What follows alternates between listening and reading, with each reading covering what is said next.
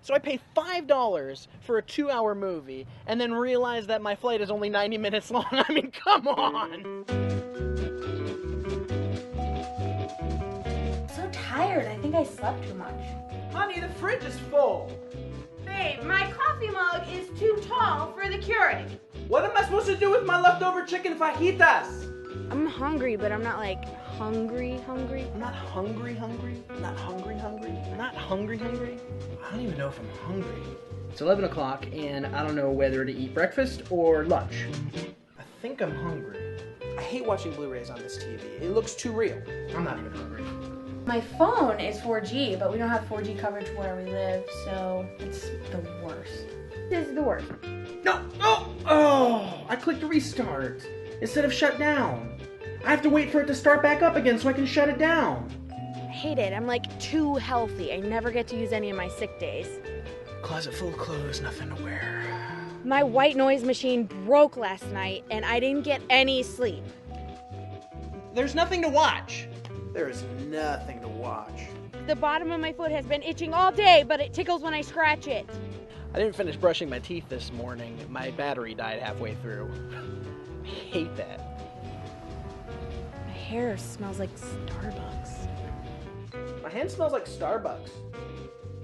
My iPad smells like Starbucks. That's the worst.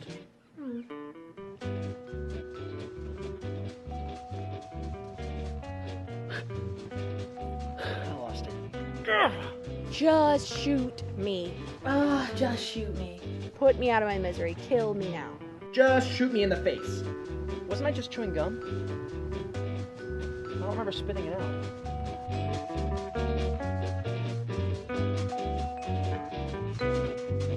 I don't know if you get the video. Maybe some of you, did you get the video? Yeah, what it talks about? Talks about what? Complaining. And I can imagine people today, how can I hear them? Some of them will say, you know what, this made me kill. I'm so healthy that I'm not able to use my sickness. She's complaining. She wants to be sick. Huh? I'm so healthy, I'm not able to use my sick days. Wow. Then what is it? I am so tired, I think I sleep too much. Good for you. You should be thankful. You sleep, you have time to sleep. Many of us are sleep deprived. Right? For the past 2 nights, many of us sleep deprived. I had 2 nights, 2 hours sleep the Friday night, and I had 4 hours sleep. Diba? Many of you also complain when you get to the camp. Oh, the caution, I can't sleep. Ay, good thing you have camp. Try cool camping in a tent. Then the bear will go to you and all. At least you have washroom and may complain, huh? I clicked the restart. This is me. I tried. I said these words. I clicked the restart button instead of shut down. I have to restart. I have to open again to enter my password and then wait. Oh, at least you have MacBook. Do you know that there are 25 to 2 billion people don't have access to internet, don't have access to computer? Imagine that. That's all 20%, 25%. What else? Oh, here's one. My coffee mug is too tall for the Keurig. Wow, good for you. You have Keurig. For me, 3-in-1 only, right? And then what else? Huh? The fridge is full. Who are complaining in the fridge is full? You know how many people are hungry today? They don't have access to fridge. What else? Slow Wi-Fi. Do you know that about 25% also of the world population don't have access to Wi-Fi? Many of our kids, oh, mom, slow Wi-Fi. Oh, that's my son. Dad, what's going on with the Wi-Fi? Complaining. There's nothing to watch. Oh, come on. Because there are too many channels and YouTube and all. Smell like Starbucks. Wow. Many of you complain, oh, I smell like Starbucks. Ew. What? I only smell like, Tim Hortons. McDonald's, huh? Then you complain about closet full of clothes. And many of you, right? Oh, I don't have nothing to wear. Come on, man. You have many things to wear, okay? So all of us complain. We never get contented of what God has been doing in our lives. I'm telling you, all of us here, you are richer than 90% of the world's population. I'm telling you. If you have money in your pocket, if you have spare hands in your pocket, you are richer than 90% of the world's population. If you have transportation, you're richer. If you have fridge at home, you are richer. If you have shelter or home or roof to lie down, or bed to lie down, or roof to get inside, you are richer than 90% of the world's population. You are in Canada. You're in a first world country. And yet, you and I are still complaining and complaining and complaining. And you know what happened to that? According to some studies, it makes you more likely to think negative in life. Some neuroscientists commonly use the phrase synapses that fire wired together, meaning the more you complain, your internal being or some of your brain, it will have that it's rewired to complain and complain and complain. And you will never get satisfied on the things in life because it's wired. Oh, it's so good to complain. So good to be negative. And you get negative. Then the following day, negative. Weather, right? I'm so excited. It's going to summer now because it's so cold. And then summer, it's so hot. Oh no, I want winter now because it's so hot. And we never get enough and we keep on complaining. And what's happened? You will be negative. It can damage also your memories. Okay? MRI scan shows that constant complaining can lead to shrinking of the hippocampus. How do you pronounce that? Hippocampus, right? And that is the brain, part of the brain that's responsible for cognitive functioning. And the more that you complain, it can damage your memory. It increases your levels of cortisol, and that is the stress hormone. Okay? And that will lead to chronic illnesses such as depression, sleep issue, higher blood pressure, and even increase of heart attack. The more you complain, the more you'll have a higher risk of heart attack. Huh? Don't complain. Okay? Or else, or like my friend, no? My best friend would like to cancel the paddleboard because anyway. Next one is if it can shorten your lifespan. If the more you complain, it can shorten your lifespan. One study published in the Archives of General Psychiatry found that optimism live longer than pessimist people. 55% lower risk of death from all causes, and 23% lower risk from dying from heart failure. So the more you complain, the more you will see Jesus. Okay? According to Paulo. That's why stop complaining and be content. Last one, it makes the people around you negative. The more you complain, and then oh man, I know you know someone. I know a lot from my office, and then they keep on complaining. And if you join them, you will also complain. Oh nga, no? Oh yeah, I don't think, why our manager is like that? Why our supervisor that? Then there is some gossip going on, and then it will lead to negativity as well, and then it's perpetuate a desire to more unhappy thoughts, and then you will not be satisfied with your job, and then my job is so toxic. Why? Because you entertain complaints, you listen to some complaints, and you yourself are now complaining. So what is the cure? Say this with me. Ready? Begin. Stop. Find.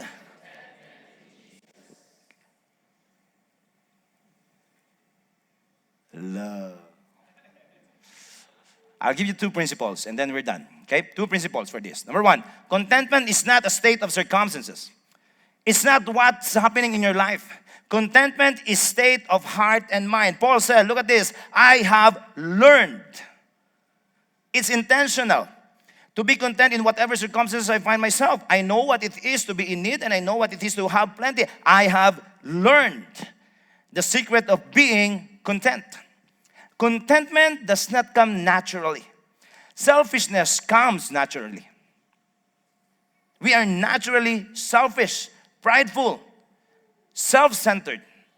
To be content, it takes intentionality. And that's why Paul said here, learn it. In the whole chapter of Philippians, Paul mentioned mind about 10 times. He mentioned think about 4 times or 5 times. He talked about remember. In all, he mentioned thinking, minding, remembering, in all association to that word about 16 times. And that's how important it is to be more intentional. Fix your thoughts on Jesus. Think about what's noble, what's admirable. Remember that? That's what we talked about last week. Right? Some of us will say, okay, I think if I get that job that I want, I'm okay now. And then suddenly, I think I want more. I think if I get that promotion again, I think I'm done now. If I have that relationship, if she would say yes to me, I think I'll be ready to die. Uh-huh. And then they get into that relationship. Oh, I'm enough. I can't stay with this person anymore. I want divorce. Really? Right? And then you jump to another relationship because you are not satisfied and content with your current relationship. If I get that new house, I'm done. And then, oh, there's a better house, bigger house, nice countertop and all, and bigger garage. I think I get more. Diba? And then you get for another more. Okay? And then you decide for another more. You get a new car, faster, better car, stronger car engine. I'll be done. No, you have to be content. Now, don't get me wrong. Okay? Don't get me wrong. To strive for success is a good thing. To strive to get better and be stronger and healthier and all, it's the best thing that you can do to yourself. Just make sure that it is not affecting your relationship with God, your relationship with people, with your family and friends, and your relationship with your own self. Many people today compromise their health because they go to 1 job, 2 jobs, 3 jobs. Compromise their time with their family because of their work and work and work. And give a spare time of God, with God, because of the many things that they have done, they forget God. Trying to find that success. Success is good. Money is not bad. What is bad? The love of money. Greediness is bad. And that's the same principle with what Paul is saying here. Learn to be content, meaning be intentional. Success is not bad, but compromising God at the expense of God to go for that success is wrong. Chasing that success at the expense of not serving God in the ministry is wrong. Chasing to that success, there's no time with God, no time with the family, it's wrong. Doing other stuff, this is the priority. God first. Your time with God must be your priority. Reading the Bible must be your priority. Prayer must be your priority. Next to that is your husband or wife. Next to that is are your kids. Next to that is your career. God, marriage relationship, kids, career. What's next? Ministry, serve God. And then if you have extra time, go for hobbies and all. Many people, they would go to hobbies and all. Baliktad. Hobbies first, golfing, basketball here, volleyball here and all. I don't have time for ministry. Ministry, pag may spare time. And then if I have spare time, I'll spend time with my kids. If I have spare time, I go on a date with my wife. And then, wala na. God, next week na lang, Lord. I will fix my schedule first. Don't do that. It's awi. No? It's uncomfortable. Do it like this. Yeah. God, husband, wife, kids. Okay? Career, ministry. What did I say? Hobbies, career, ministry, at the expense of career. Don't do that too. Okay? Always career first before ministry. Huh? You don't tell your boss na, boss, I'm sorry, I have to cut time and compromise my performance at work. Why? Because I'm going to serve the Lord. That's not good.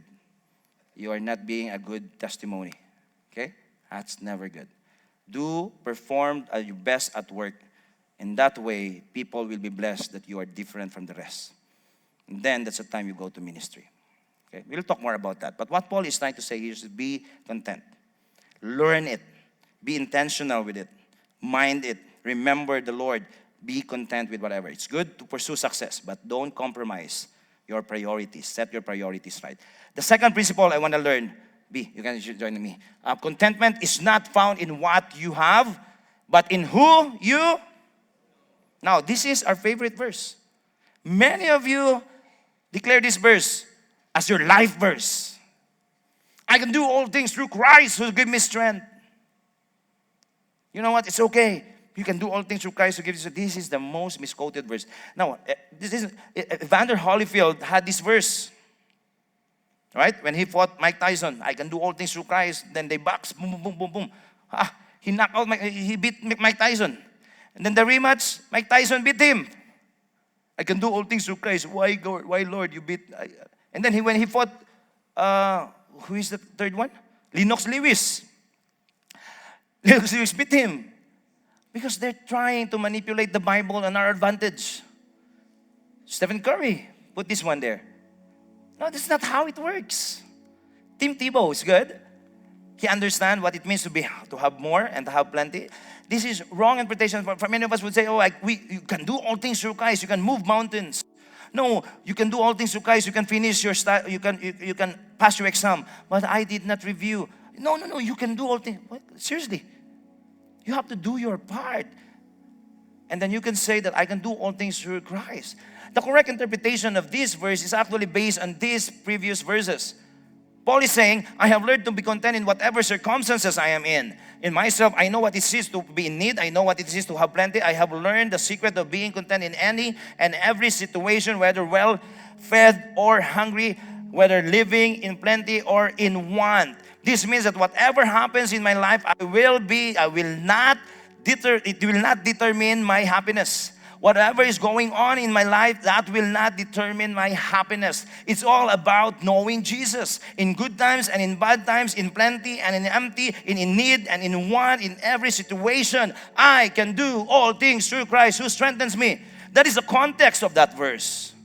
Don't use this verse in your advantage. What Jesus is saying, whatever is going on in your life, if you don't have Christ, you cannot do anything. But if you have Christ, it depends on who you know, not what you have in life. Don't tell yourself that I can do everything. I can do all things through Christ. I can move mountains. No. I can pass the exam. I can do great things. Yes, you can. But it must be dependent on who you know, not what you want and what you have in life. Remember what Paul said previous chapters? Everything else is worthless. Everything else is worthless when compared with the infinite value of knowing Jesus, my Lord. That's his basis. You replace this one. I can do all things through drugs and alcohol. Who strengthens me? Seriously.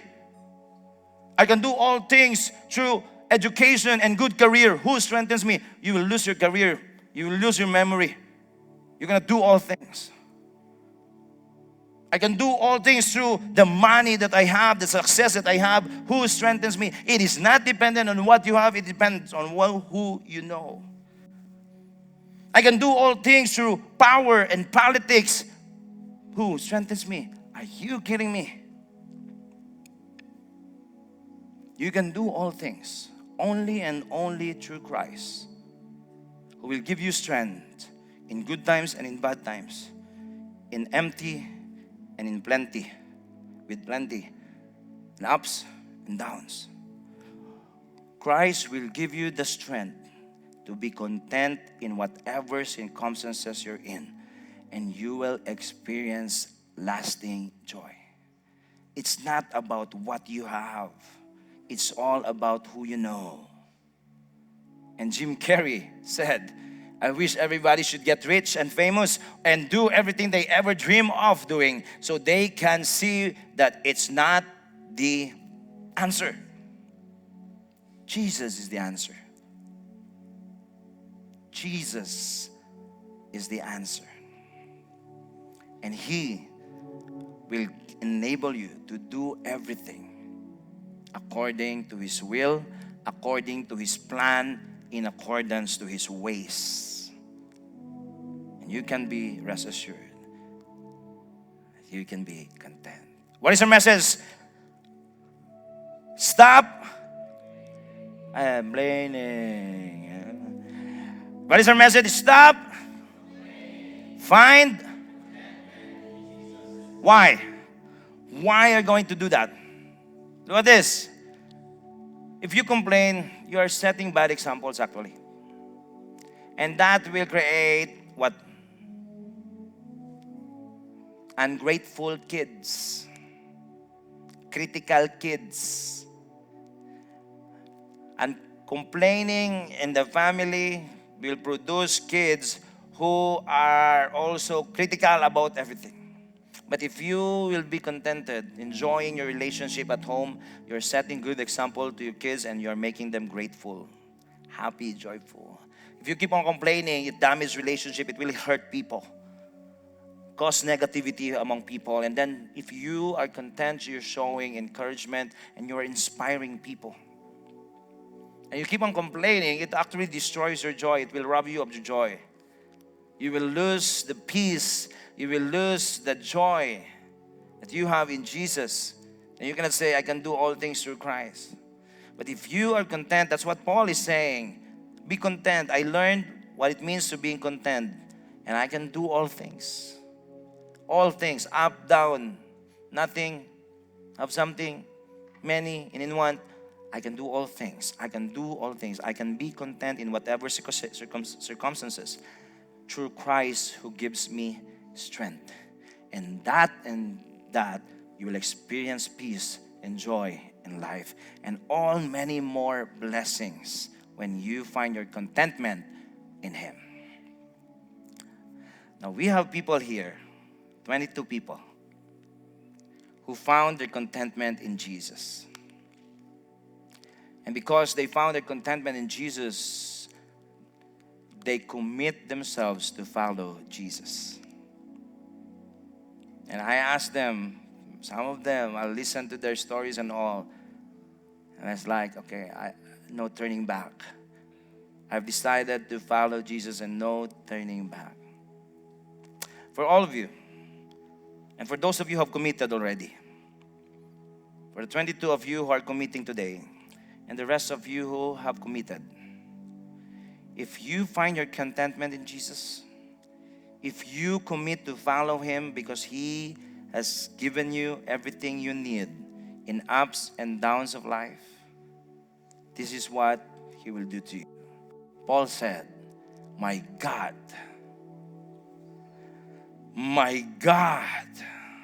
referring to one and only God, will take care of your needs, emotional needs.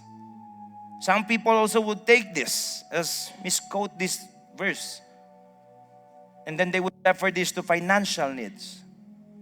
Don't worry, God. Yes, God will provide your needs, but you have to take into consideration the previous verses.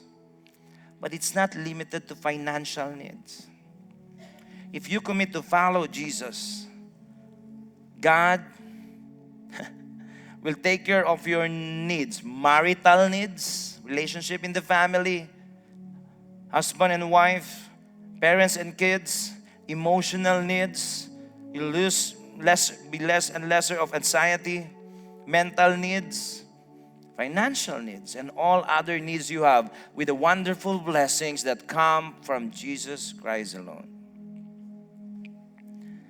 Since you have committed to follow Jesus, you have committed to find contentment in Him. You said, no turning back. I believe you can face tomorrow. That's what Paul said.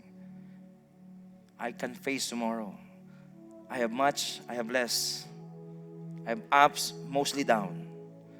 But I can face tomorrow because Jesus is enough. And you can say, folks, and you can say, those of you who committed your life to Jesus, you can rest assured that you will find joy in Him. No matter life may bring you, no matter what circumstances you're in, no matter how hard life can be, Christ is enough. Christ is enough for me. The surpassing greatness of knowing Jesus is all I desire. I always say this to God, Lord, you can take everything. Just don't take you. I cannot give you up in my heart. Take my son, take my wife, take my life. all I need is you. And in that, you can experience real and lasting joy. Your decision to commit to follow Jesus, I'm telling you, Jesus is smiling up there. Jesus is so proud of each of you for not being ashamed of Him. And I'm telling you, God will provide all your needs. The wonderful blessings that you can find only and only in Christ alone.